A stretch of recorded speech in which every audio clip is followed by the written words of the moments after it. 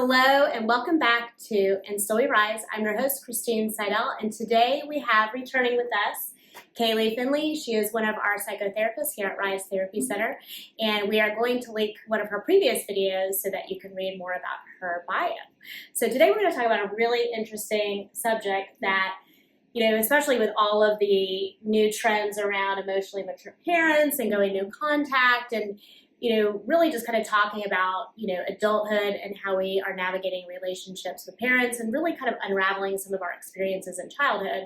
We're going to talk about the concept of the invisible child. Mm-hmm. So to start, can you let us know, what exactly is the invisible child? So the invisible child is kind of the kid in the family that was really kind of overlooked. It's, I think that a lot of times we associate the middle child with being overlooked. And the invisible child doesn't have to be the middle child, but I feel like I see a lot of times it is the middle child who kind of reports feeling like this. Mm-hmm. But overall, the idea of an invisible child is that they were just kind of not seen throughout childhood, right? Mm-hmm. And that's not always intentional by the parents. Mm-hmm. It may be that they had marital stress going on, or financial stress, or job stress, or their own mental health stuff. Or sometimes I see this with adults now, but kids who grew up with a sibling who had higher support needs. Mm-hmm. Yes. And so the parents had to tend to these other issues and factors, and it left the child feeling invisible, that their needs weren't met. Maybe they had all their safety needs, right? Yeah. But they weren't emotionally attuned to.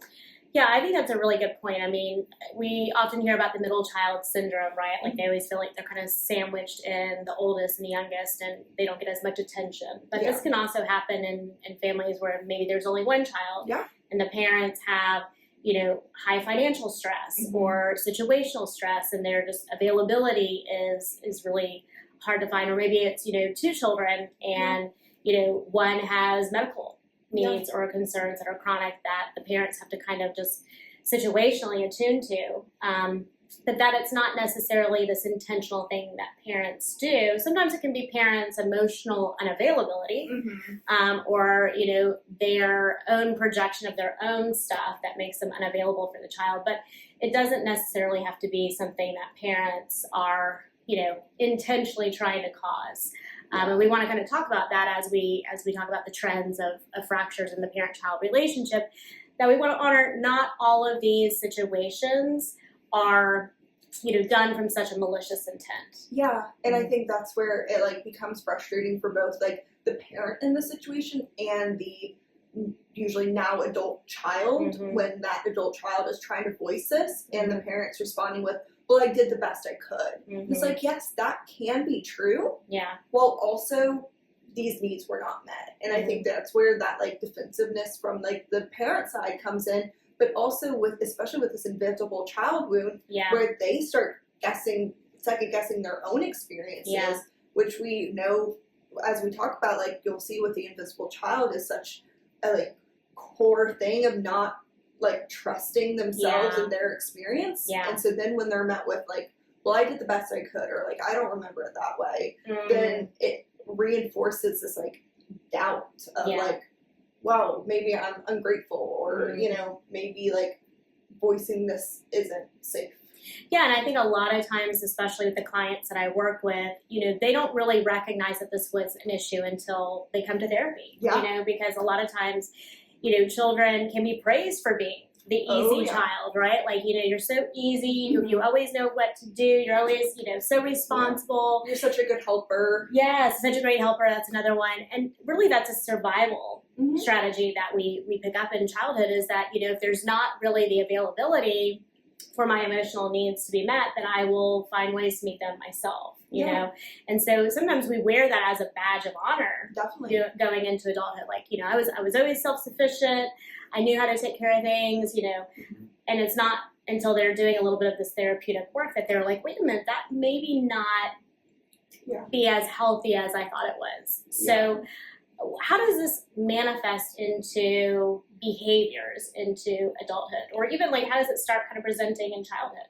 I think, you know, if we look at it starting in childhood, it's, you know, we kind of talked about those common phrases that we hear of like, you know, you're such a good helper, like we don't have to worry about you. Oh, Or that's like, a big one, yeah. Yeah, you're so responsible. Mm. And it might be like that child just picks up on the stress in the family and says, okay, well, I don't want that stress. Like that's uncomfortable. This makes the whole environment feel unsafe. Yeah. I don't want to contribute to that. So anything that I say needs to keep the peace. So if they've seen that, like a sibling saying like, you know, well, I don't like that for dinner, and that turns into a big fight. Yeah. Well, they're going to like everything you put in front of them because they don't want that fight. Yeah. And that can, you know, even I think, you know, people can say like, well, that's such a small thing, but it's like it grows into that over the patterns to where, you know, I've worked with clients who are like, well, I don't know if I even like this. Yeah. And it's like they can't trust their own judgment of like, do I like this or do I just tolerate it? And so it's like, well, let's eat a piece of broccoli and say, sit with yourself, be like, did I like that or did I not? Right. And it can show up as that. That's such an important point to make, is that, you know, oftentimes the invisible child becomes detached from their own emotional needs. And that first part is emotions, right? Their own emotions around things. And, you know, I've worked with a lot of clients that either while they're in childhood or as they navigate into teen and adult years, a lot of them have talked about, you know, being a sibling of, say, a sibling who was chronically ill or had like a terminal, or not terminal, but like illness that really needed significant treatment, and how they learned to just navigate not having any feelings because there was just so much need and capacity for the parents for the other child. And part of the work that they come to do is like, I don't even know how I feel about things, and or feeling guilty around having emotions or having, you know, preferences or needs. Yeah. So what do you see when people come to therapy with the invisible child? A lot of people pleasing, right? A lot of like, you know, well, whatever makes everyone else happy, right? Or like, you know, a lot of also like external validation seeking. True. Yeah. I think a lot of that like reassurance seeking too, of like, no, it's okay for you to feel that way. Or even just like being like, well, am I like viewing this right? Like, is this what happened? And just like doubting themselves and wanting like someone to say like, no, that experience was real, because there's a lack of trust in themselves. Yeah. Like, you know, you shouldn't need me to say like, no, that was a real thing you experienced. Right. Or like, it's okay that you're angry. I mean, of course I'm happy to do that, but it's also like, why can't you trust yourself of like, hey, that hurt your feelings? Like, what's stopping them from saying like, no, this upset me? Yeah, I think it's really interesting, especially in childhood, where the permission to have feelings, the permission to have a voice may have never been given. And even working with adults, like especially adults that have some pretty significant emotional neglect, is, you know, coming into a space and like processing that they don't have to feel guilty just because they, you know, want to feel loved, or they don't have to feel guilty because they feel like they want to speak up. It's like the want versus the should, you know, and there's a lot of shame around having emotional needs. And for some people, they'll avoid connection so that they don't have to be in the discomfort of having to even express that. I think that's a big piece of the invisible child, is really being harmed by not having the space to access their own feelings, and whether that's through neglect or whether that's just through availability through stressful times. Like, that is such an important piece of childhood development.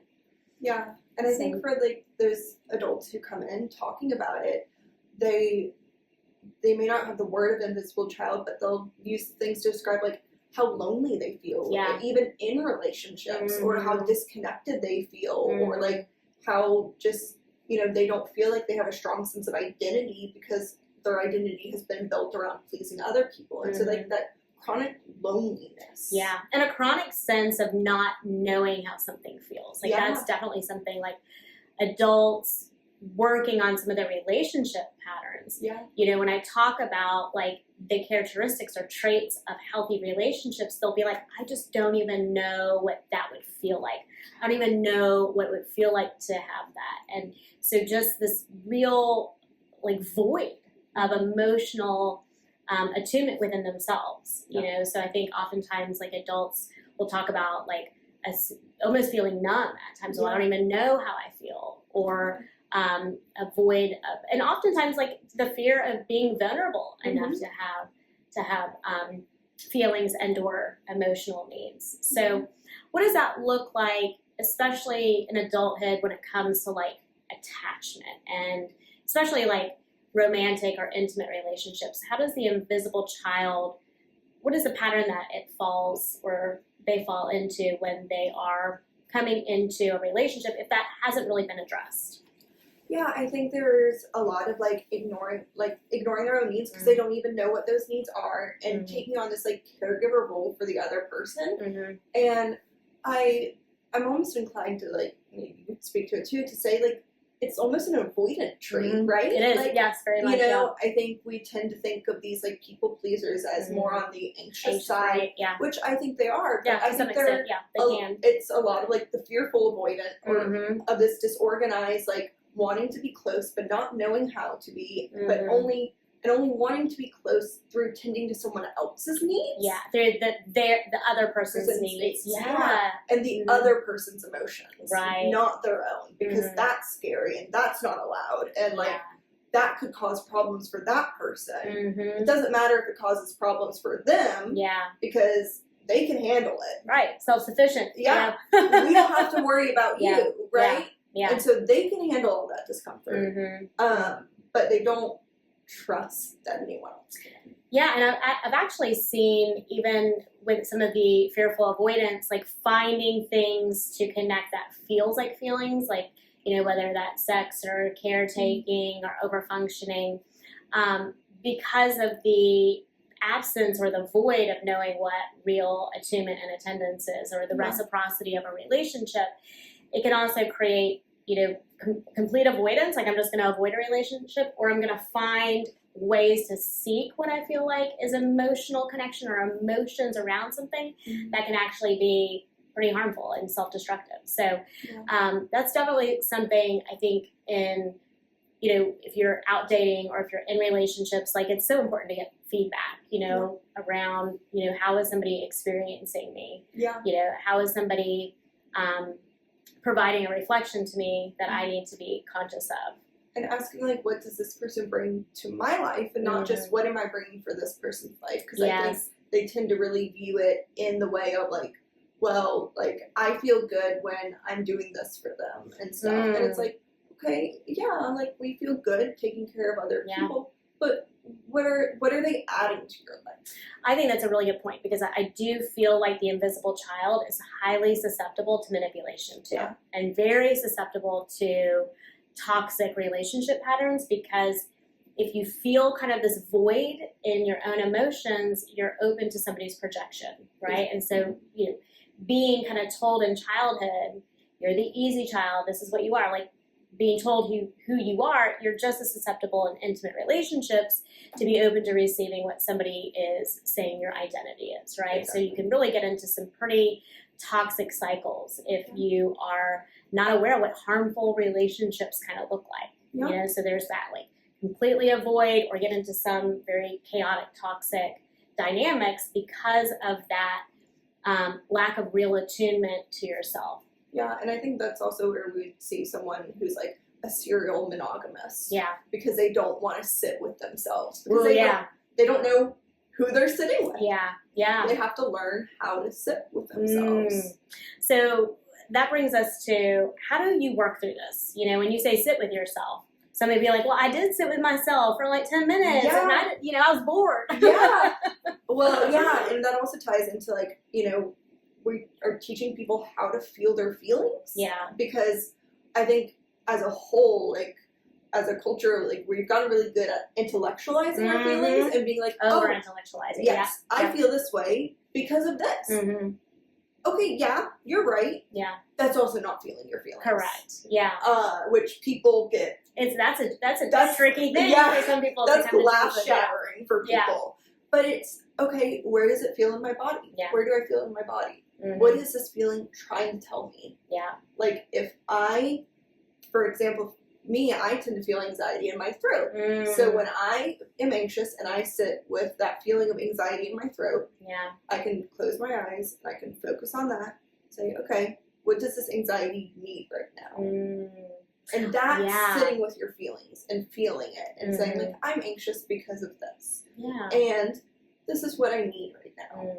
Like, I think that whole point of over-intellectualizing is such, I think, a really important thing to note within the therapeutic community now. And we've had a lot of a wave of somatics and people learning to be in their body and to feel the feelings, and I think it's amazing.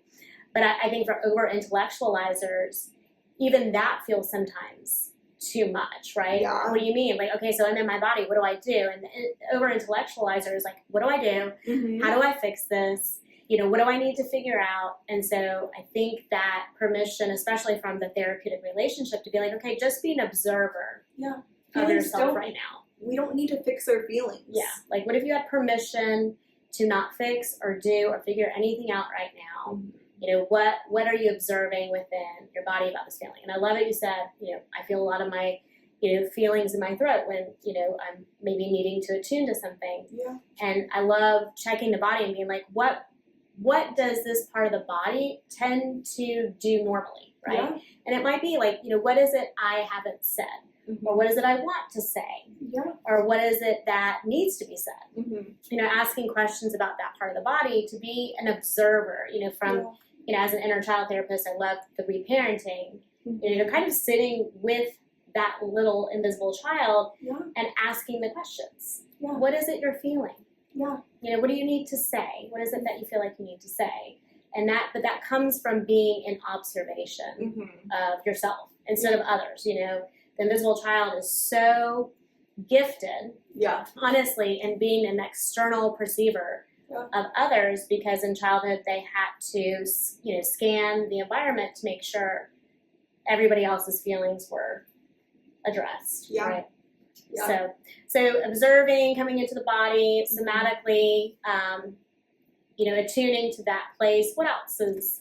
I think finding things that are part of their identity, doing some identity work of even a values inventory or something. Like, what do you value? What is important to you? Not just what you feel like should be important, but what is important to you. I think that values work. I love values really work. Important. Yeah, that's a great place to start, because it really becomes this container. It's a container of what can I hold myself within, and I don't have to move in and out of the, I don't have to move out, and other people don't have to move into my container. This is my container, and values is a great place to start, because it's this is what kind of defines and contains your core identity. Yeah.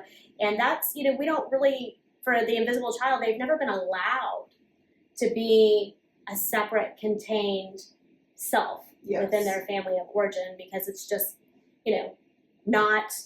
not accepted within that place, or there's not capacity or whatever it is. So oftentimes, and the same thing with why they're so susceptible to toxic relationships, is because they are kind of open, an open container. And from a therapist's point of view, I like doing the values work because it is a great framework for me to be able to call them out later. Yes. You said you valued this, yet you're doing that. Yep. And for healthier relationships, if you say you value this about yourself, how does this other person show up in that value?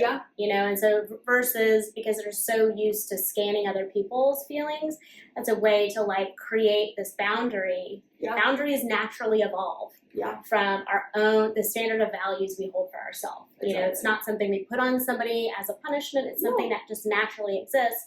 So it is a great way to help them, especially in the dynamics of the relationship with self and the relationship to others.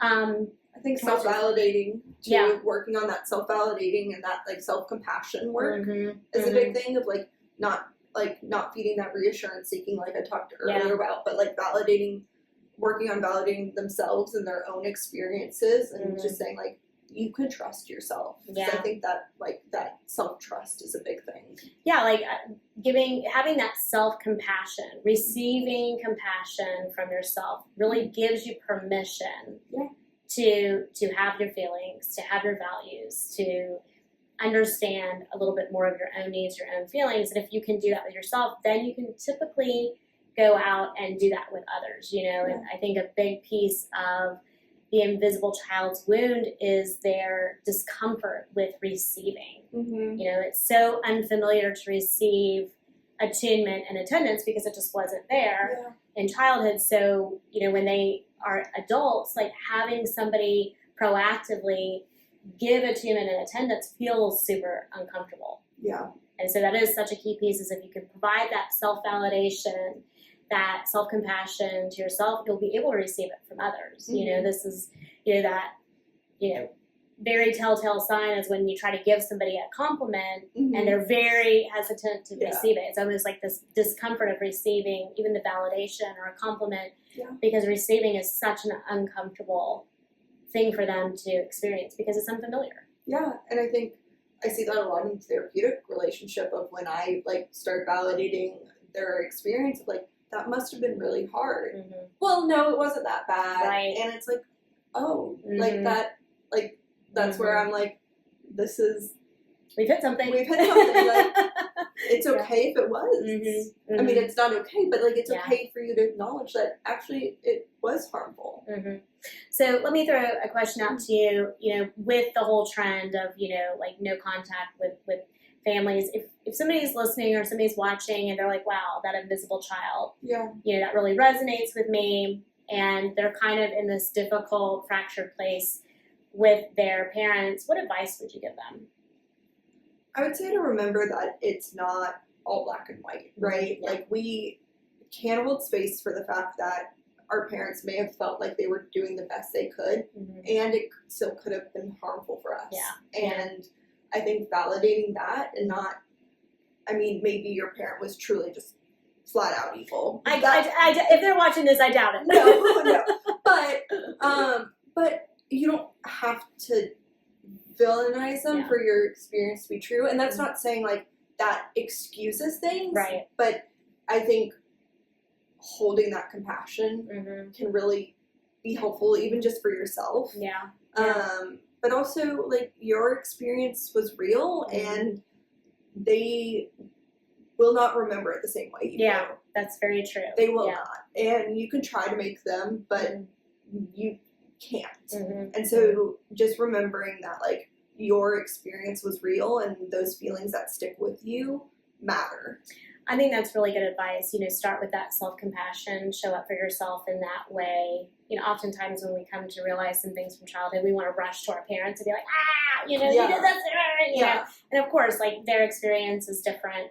You're not going to see things the same. But if you start with that place of self-compassion and validation that, you know, they could be doing the best that they can, and this was still really harmful, and being able to be in that space for a little while before you begin to try and address it, I think is probably one of the best pieces of advice, especially for the invisible child, because that attunement didn't occur. Like, the first place it has to start is within the self, so that you can handle whatever is going to be, you know, coming from the parent, if there is a chance for repair and restoration. And I would definitely recommend working with a therapist that is very, you know, nuanced in parent-child attachment and, you know, adult parent-child attachment, because it is complicated. It is. It's hard, and I think it like brings up a lot of difficult conversations and a lot of difficult realizations. But I think it's really an important place to start, and like our relationship with our parents shapes, I mean, everything about us, right? Yeah, it really does. Yeah, and like, it's okay to give it that weight. Absolutely, give it that weight. Come to a place of understanding, but then acknowledge that it's okay to choose to do things differently, you know, for yourself, and how you reparent within, especially if your parents are not really available to do that repair work with you. That just because that was your experience doesn't mean that that's how you have to continue. So. Yeah. And one of the great things about growing up is like you get to create your own family. Yeah. Remember when you could wait till you're 18? Yeah. Like here's one of the benefits. There's Yeah. very few, right? There's like very bills, few. taxes. Yeah, but family can look different. Again, yeah. Yep. You know, I think when you're doing all this work, and you know, we talked about the ways this wound can show up in so many relationships. Yeah. But sometimes there are relationships that aren't truly safe in your life, Yeah. and like noticing those and like holding all of those relationships in your life to that standard. Yeah. And, you know, I think that that's an important point and something that's coming up with the topic of, you know, adult children and parents is, you know, how much we've been gaslit about our family of origin. You know, Yeah. blood is thicker than water. And, you know, I think that these are great conversations to have, you know, around, you know, when we do recognize that potentially our family of origin isn't safe, it isn't healthy for us to be a participant of it. That doesn't leave us out there to be invisible or orphaned or abandoned. It's an opportunity to create the family that we're meant to be in. Exactly. So. Well, anything else you feel like we need to share about the invisible child? Just know you're not alone and that this experience was real, and that there's professionals out there who are willing to walk with you on this journey. Yes. Awesome. And if you would like to work with somebody, Kaylee is an amazing therapist here and really has a great perspective around the parent-child relationship, regardless of what age you find yourself in the parenting journey. So thank you for joining us today. It's one of our, of course, we have these conversations just in passing all the time, but I'm glad we were able to do it together today. Now we had a reason to have it. Sharing it with other people besides our hallway. So I appreciate you coming on today. We'll have Kaylee on for some other conversations around parenting, the inner child, and the patterns of attachment. So thank you for listening. Thank you for watching. We'll see you guys next time. Take care.